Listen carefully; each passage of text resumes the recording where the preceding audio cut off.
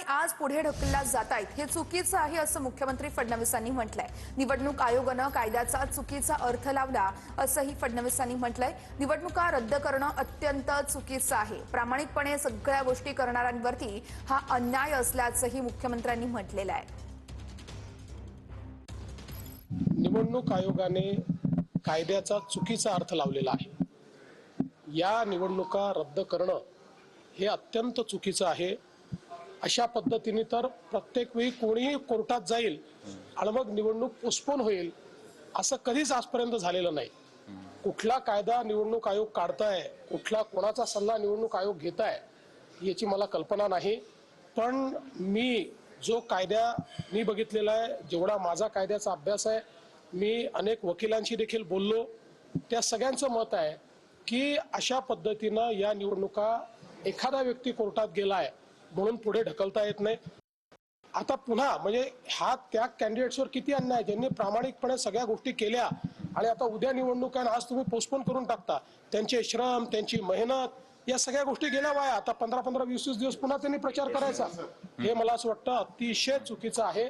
आणि या संदर्भात निश्चितपणे आता तर निवडणूक होऊन जाईल, पण आम्ही या संदर्भातलं एक रिप्रेझेंटेशन निवडणूक आयोगाला निश्चितपणे देऊ की अशा पद्धतीने या निवडणुका पोस्टपोन करणं चुकीचं पण नगर विकास विभागानं पण याचा चुकीचा अर्थ लावला नाही का? मग आता नगर विकास विभागाचा याच्यात संबंधच नाहीये। तर कुणी सत्तेत आहे किंवा बाहेर आहे यावरून धाड ठरत नसते असं फडणवीसांनी म्हटलंय। तक्रारी आल्यानंतर आमच्या कार्यकर्त्यांकडे देखील तपासणी केली गेली आहे। तक्रारी आल्यानंतर आमच्या कार्यकर्त्यांनी देखील यावेळेस तपासणी करण्यात आलेली आहे असं देखील यावेळेस मुख्यमंत्र्यांनी स्पष्ट केलंय। सांगोल्यामध्ये शहाजी बापू पाटील यांच्या कार्यालयामध्ये एलसीबी पथकाकडून पाहणी करण्यात आली। एलसीबी आणि निवडणूक आयोगाकडून व्हिडिओ रेकॉर्डिंग करत तपासणी करण्यात आली आणि याच घडामोडीवरती मुख्यमंत्र्यांची ही प्रतिक्रिया।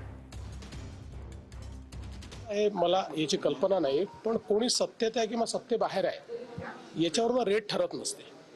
समजा एखादी तक्रार आली, आमचे काही कार्यकर्त्यांच्या संदर्भात तक्रार आली तर त्याही ठिकाणी चौकशी करता गेले।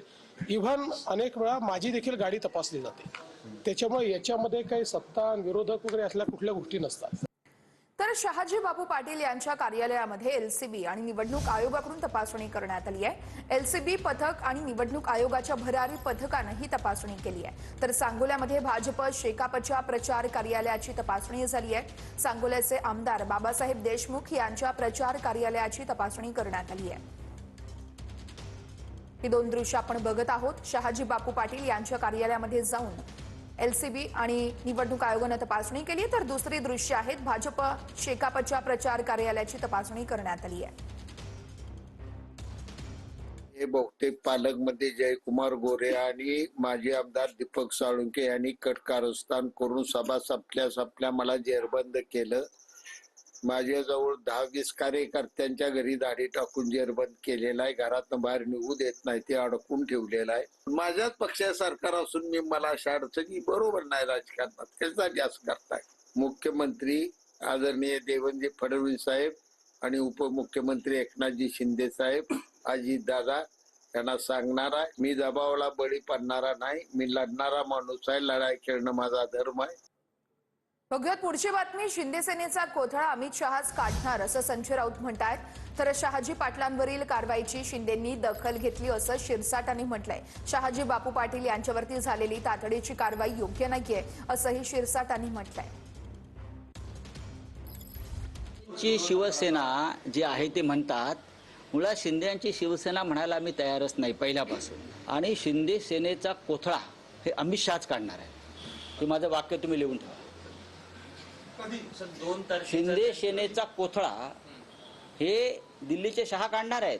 त्यांची जी काही परंपरा आहे कामाची, त्याने आमचा कोथळा काढण्याचा प्रयत्न केला, पण आम्ही त्यातून बाहेर पडलो। पण त्यांच्या स्वभावानुसार आणि त्यांच्या कार्यपद्धतीनुसार शिंदे सेनेचा कोथळा हा दिल्लीतूनच काढला जाईल। शहाजी बापूंनी 2 दिवसापूर्वी जे काही स्टेटमेंट दिलं त्यानंतर झालेली कारवाई यावर शंका घेण्यासारखं निश्चित आहे। याबद्दलचं गांभीर्य समजून एकनाथ शिंदे साहेबांनी त्याची दखल घेतलेली आहे। निश्चित ते वरिष्ठ पातळीवर बोलले असतील, परंतु झालेली तातडीची कारवाई मला वाटतं ती योग्य नव्हती।